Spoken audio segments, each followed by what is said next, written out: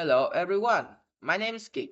Today I will share with you about tips for good hygiene.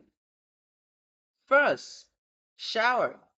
You should have a shower after playing sports. Can also take a shower in the evening or in the morning before you go to school. Put on deodorant after you finish. Second, while showering, wash your hair with shampoo, then rinse your hand with water. Next, use conditioner. And finally, rinse your hand again.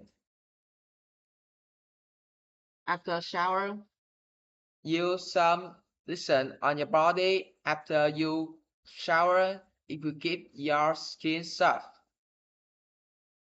How often should you brush your teeth? You should brush your teeth once a day.